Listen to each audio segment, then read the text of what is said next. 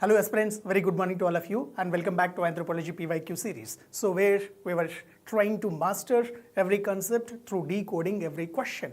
So friends, we are meeting every day at 11:30 and we are trying to solve and learn one PYQ one day. So this was the objective of our program. So I welcome you all to this session on behalf of SRIRAM's IAS. So friends, myself, Dr. Suresh Guramkunna, and I'm the faculty of Anthropology at SRIRAM's IAS. So friends, in this series, we were trying to just solve one PYQ one day. So there, I want you to just write and I want you to just practice along with me. So this is what my very basic objective and basic thing. So what you have to do is that, so try to just solve along with me. So that's one thing that I'm expecting from you. So let's proceed further and let's try to understand today's question. So first, if you see from the perspective of our question of the day, the question of the day that we are picking for today is nothing but write short notes on the following in about 150 words. So the question is culture and embodiment. So this is the question. So friends, so this question has been asked in 2025. So what is the relevance and frame from which section of the syllabus the question has been asked? So this is another important aspect that we should understand. So if you see from the perspective of the question, so culture and embodiment. So this question has been picked from Unit 7, Nature, Language and Communication. So can you able to recollect in Anthropology Paper 1, Unit number 7? So the question relevance is from that particular unit. So there, let us try to recollect and let us try to learn all those concepts that you might have studied or we have studied in that particular unit. So first, how can we approach to the question? So first, let's know about the approach. So if you see from the perspective of the approach of the question or approach of the answer, so we have to write the answer in a systematic fashion. So in introduction, what we have to write, in body, what we have to write, in conclusion, what we have to write. First of all, let's try to understand that. So look here. So first, in the introduction, what you can say? So in the introduction, you can simply define what the embodiment of culture means in anthropology. So what is cultural embodiment? That's what you can define in introduction. So in very simple fashion to say, what is embodiment? So try to think and try to decode the word embodiment. That means internalizing something into the body. So that is nothing but embodiment. So now you look at that.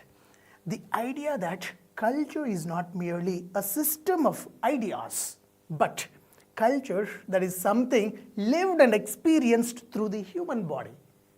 So that's nothing but cultural embodiment in very simple fashion, right? So this is what you have to mention in the very introduction, right? So, right, I'll come back to the comments. So Swapnil is saying that like, sir, they ask for note. That time also need to give introduction. Yes, I would explain that. So when we are using in the 10 marker, like thing is that in every question, be it could be 10 marker question, be it could be 15 marker question or 20 marker question, friends, you must and should give a basic introduction, right? So introduction means like you have to pick the central theme of the question and you have to just basically give an introduction. So introduction should be essentially in paragraph format. That also you have to keep in mind. So right, Swapnil, so you must and should give an introduction that should be in paragraph format, right? So now let's proceed towards what we were discussing, and there we were discussing about the body portion of the answer. In the body portion, what you can answer means try to explain the concept of embodiment of culture along with some major theoretical contributions. So that you have to do, right? So you have to give some theoretical contributions. So I'll explain what are those theoretical concepts, right? Then along with these theoretical concepts, that means along with the key thinkers who proposed this particular concept, so try to explain the concept with the help of some ethnographic illustrations. So this is also you have to do, right? Then only your answer can be a scholarly answer. That's one thing, right? Then How you can conclude the answer? So you can conclude the answer by emphasizing that culture is always embodied, and also highlight that its holistic significance making biology, society and experience in anthropological understanding. So you can highlight the significance of cultural embodiment in the realm of anthropology, and that's how you can conclude. Is that it clear? So shall we proceed further towards the major portion of the answer? So how we can write introductions and all those things? Right. So let's see what about the introduction. So in introduction, basically you can talk about some basic points. So what are those points? So first and foremost thing, you can define what is cultural embodiment. So what is cultural embodiment now? So look here, cultural embodiment basically refers to, it's the process by which social and cultural meanings are inscribed, disciplined or expressed through the human bodies. So that's what basically cultural embodiment means, right? So let me just explain you in simple terms. So if you see from the perspective of the humans express and humans inscribe some cultural and social aspects. So they will internalize some cultural aspects into the body. That means the way we walk, the way we speak, the way we cloth. So all of those things will be embodied in the human body. So that's it, it says. So in other words, how we can say, the concept of embodiment in anthropology, what does it emphasize means? It emphasizes that culture is not only learned intellectually, but it is also lived and expressed through the human body. So what do we learn in culture? We simply say that culture is the way of life. And culture is a learned pattern of behaviors from the society. So that's how we have learned. Now here, culture is not only learned through intellectually, but culture is also lived and expressed through the body. So that's what the cultural embodiment concept says. I hope it is clear to you now. And what does it highlight? So it highlights that how social values, emotions and norms, they become internalized and enacted bodily in everyday life. So how do we express various cultural aspects through our body? So that's what. Let's say for example, when you happen to see, if you're from north and belt or northern part of India, so when you happen to observe the elders, so you will touch their feet, isn't it? So it's a bodily gesture. So it's a bodily gesture that we are showing as a part of cultural things. Or if you're from South India, usually when you see elders or when you see your superiors, you will do namaskaram, isn't it? So it's a bodily gesture. So culture is being reflected through our bodily actions. Can you able to catch that? So that's what the cultural embodiment says. So now, if you see from the perspective of the cultural embodiment concept, so this concept has been proposed by various thinkers and scholars. Now, whom we have to recollect? So we have to recollect the Marshall Mars, Perry Burdoff, Thomas Kodas, Margaret Locke, Nancy Schaffer, Hughes. So they were all nothing but some of the sociologists and anthropologists and renowned scholars who were associated with this particular concept, and they have advocated this particular concept in their own ways, right? So let's see and let's try to understand more about how they have advocated. Now, look here. So when we see from the perspective of the contributions of various scholars and thinkers with respect to cultural embodiment concept. So friends, I've said you that Marshall Mars was one important scholar. So Marshall Mars advocated the concept in the form of the techniques of the body. So let's try to understand it in detail also. I'm introducing, this is what they were to say. So Marshall Mars advocated the concept through explaining techniques of the body. Like let's say for example, walking styles, swimming styles, they are all culturally learned aspects. They are not internally developed by birth. So that's what. Then Perry Burdow was another French scholar. So Marcel Mauss was also another French scholar. So Perry-Bourdeau introduced the concept of habitus. So where he tried to systematically study cabally swimmings, and it is from Algeria. So he advocated that concept. Then Thomas Kodas. Thomas Kodas, he introduced the concept of embodiment paradigm. So where healing and spirit possession, he advocated with the example of that. So let's try to see that in detail. Then Nancy Schaeffer Hughes, so embodied suffering. So this she advocated. So in Brazil, she has systematically studied the maternal detachment concept. So that's one thing. Then Margaret Lark. So she has advocated the concept of local biologist, and she has done a study with respect to menopause in Japan and America. So that's what her contribution was. So this is one thing that different scholars have advocated. Now let's try to see what we can write in the body portion of the answer. So in the body portion of the answer, you can systematically explain their theoretical perspectives, right? So first, let's begin with the Marcel Mauss aspect. So Marcel Mauss has advocated the concept of techniques of the body in 1935. So what he has done, so here Mauss argued that bodily techniques like, let's say for example, walking, sleeping, swimming, so all of them, eating, all of them are culturally learned habits and not just natural acts. So let's talk from the perspective of sleeping. So sleeping, it is a culturally learned aspect and not a natural act. So how he is saying that?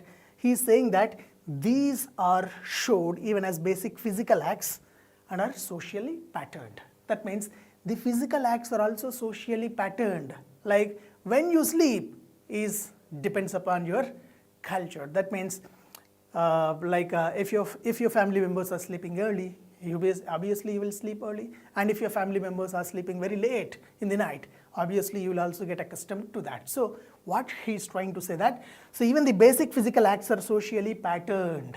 That's what, right? So he has given an example for this, a beautiful example through his observation. So he explained this concept with the help of the march fast of the soldiers. So he gave French soldiers marched differently from the English soldiers. So because due to differing in cultural training of the body. So if you see in the English and French, there is a cultural difference in their bodies. So according to this, they have marched. So this difference he quoted, and he said that the techniques of the bodies varies. So that's what he said. Then, what about Perry-Bourdeau? Perry-Bourdeau introduced the concept of habitus. So through this, what he is trying to say, he is saying that Bourdeau proposed that culture is embodied as habitus, the durable disposition of thought and behavior formed through socialization. So he said that culture is formed through socialization, and it gets inscribed and it gets embodied into the body as a habit. So let's see the example that he is giving. So he systematically studied Kabylie society of Algeria. So where the bodily postures, the gestures and the etiquette reflected the social hierarchy and the gender norms. So that's what he is giving an example. So as I have said you, in North India we will just give. If you go to Northeast or if you go to Japan, they will bow. So this is the bodily gesture. Can you able to recollect that? So that's it. So that's how the culture is embodied in our body. So this is another important advocation by Perry-Bourdeau, French sociologist and French scholar. Then another theoretical perspective, if you see, Thomas Kodas. Thomas Kodas have advocated embodiment as a paradigm shift. So he said like that. So what is that according to Kodas? So Kodas argued that body is not just an object of culture, but what is it? But it's a subject of perception. So body is a subject of perception and it's not a mere object of culture. So by this, what he is trying to say, he said that body is the primary site of cultural experience. Primary site of cultural experience. Because in culture we can see language is a part of culture. So first, it is experienced through the body. And we wear clothes. So culture, it's the body that is experiencing the culture first. And let's say for example, like we have different belief systems. So it is created in the body, so in the mind. That means body is the primary site of cultural experience. So that's how culture is embodied in the body itself. So that's what Thomas Cordus argues. Is that it clear? Now again, let's see what it says. So it says that the concept is focused on how religious and healing practices are experienced bodily. Example, trance, spirit possession, etc. So he has given the example of trance state or spirit possession. So all these things are through the through this concept of embodiment as paradigm. So that's what he is trying to say, right? So try to imagine what happens when you are in a trance state, or try to imagine the condition when spirit possession is being brought. So what happens there? It is the body that experiences that, right? So that's how the culture is embodied in the body. So that's the Thomas Cordus also argues. In the similar fashion, let us try to understand some ethnographic illustrations also. So if you happen to understand the ethnographic illustrations, friends, first we should talk about Nancy Schaeffer-Hughes' contributions. So Nancy Schaeffer-Hughes, she has given a concept, death without a weeping. So we should understand this also in a systematic fashion. What is death without weeping?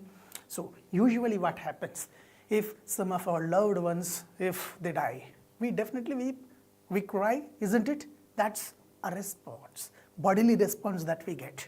But what Nancy Hughes says is that, she says that this cultural response is also changes. And it also changes over the period of time. So what she's trying to say? So she has systematically studied in northeast Brazil. So where she advocated and she found that among the chronic infant mortality led mothers to emotionally embody fatalism, appearing detached from the infant death.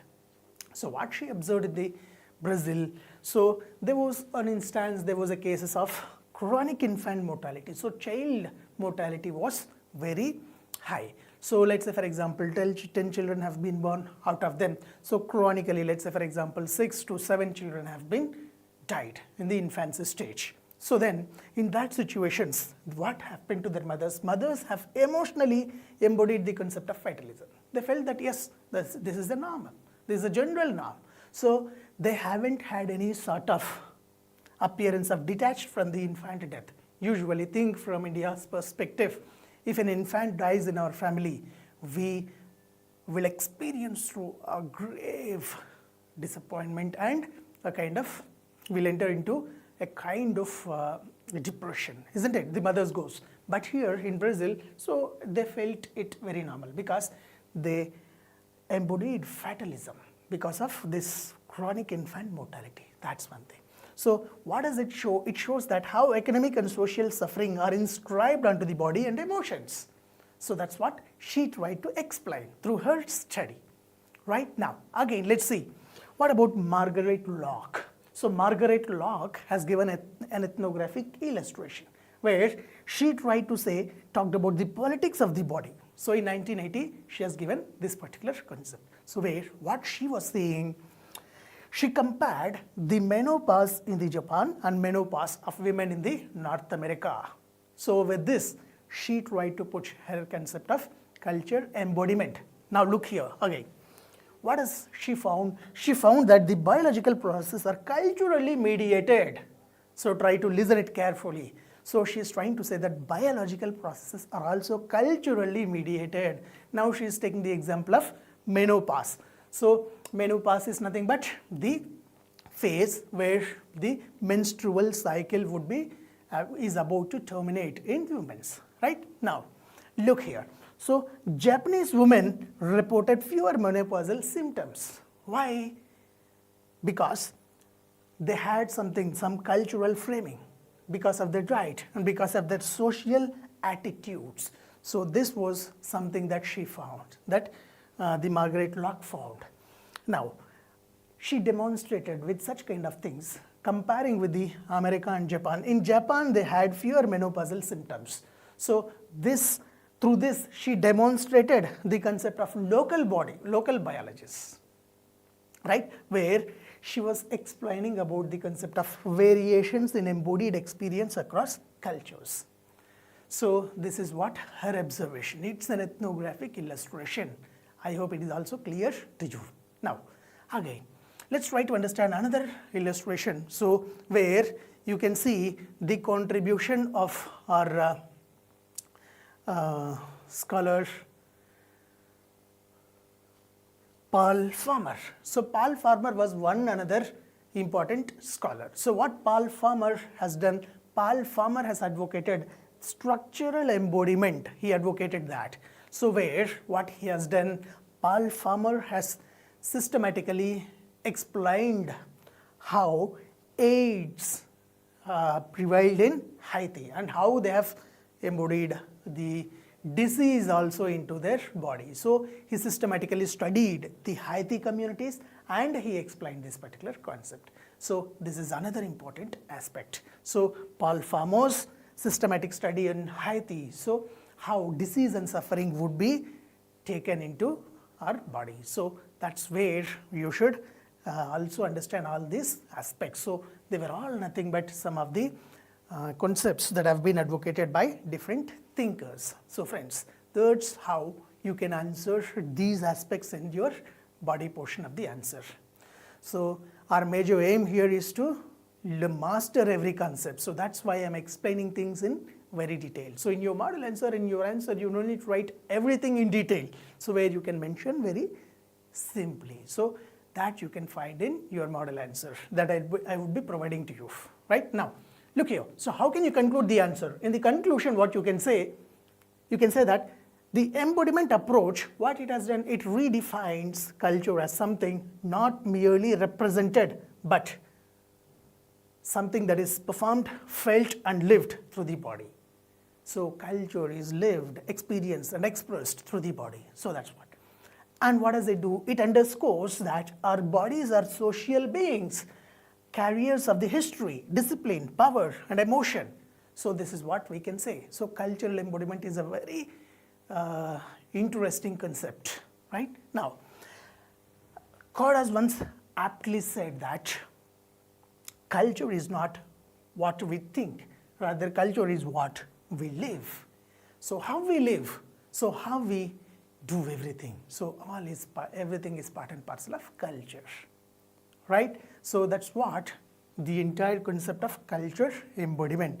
So in this regard, what further you have to do, friends? So further you should think about this also, the basic definitions of the culture. So in very simple fashion to say what is culture? Culture is nothing but the way of life of a group of people living in a society. So if we take a particular society, how they are speaking, how they are talking, how they are living, how they are wearing, what type of clothes they are wearing. So everything would be part and parcel of the culture, right? So E.B. Taylor's definition also we should remember once. So try to recollect that. What E.B. Taylor has said, E.B. Taylor is regarded as father of cultural anthropology, a British anthropologist, a famous classical evolutionist. He defined the concept of culture in a most comprehensive way and most anthropological way. So let's try to recollect it in this context. So friends, what he has said, so he defined culture as that complex whole which includes knowledge, beliefs, arts, morals, laws, customs, and any other capabilities and habits acquired by man as a member of society. So that's how E.B. Taylor has defined culture. So if we decode that, what he's trying to say, human being as a member of society acquires a lot of aspects. Be it could be the knowledge he gets, be it could be the arts, morals, laws, customs that he gets, or any habit or any capability that he acquires as a member of society. That's what culture is, right? And you can also recollect one quote here. Civilization is what we have, but culture is what we are. Right? This is one famous quote that you should keep in mind, and it was also asked in the UPSC Civil Services examination as an essay. So to answer all such kind of aspects, so here the anthropology helps you even mastering in essays also. So that's all I wanted to share with you. So very good. So Swapnil, thank you that you liked it. So this is where we can conclude our topic. So if you want to download the model answer of the question, so you can just join the Telegram channel where you can type anthropology guide, and from this Telegram channel you can get the model answer.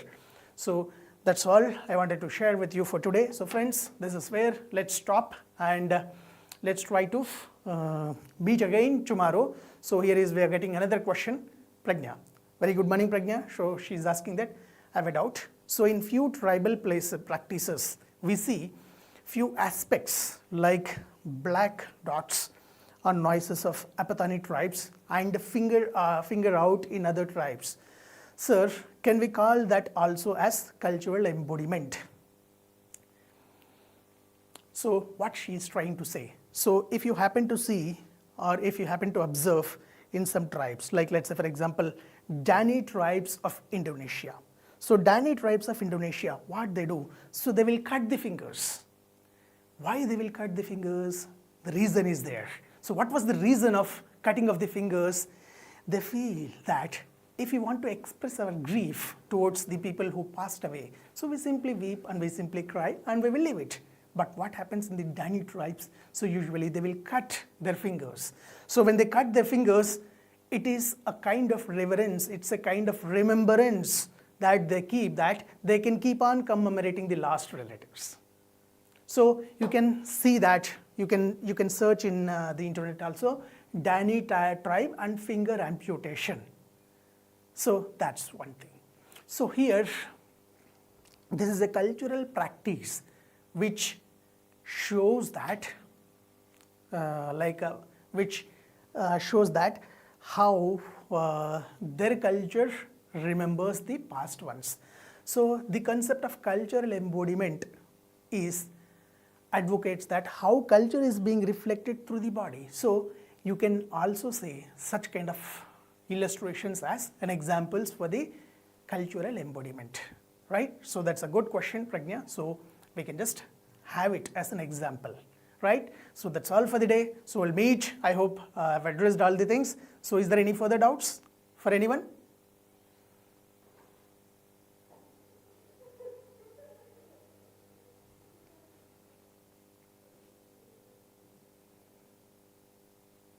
Right. So that's where let's try to stop, and we'll meet again tomorrow exactly at 11:30. So thank you all for joining me with this session, and we'll meet tomorrow with another important question.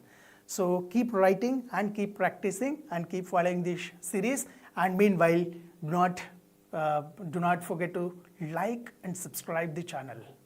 So thank you all of you for joining me.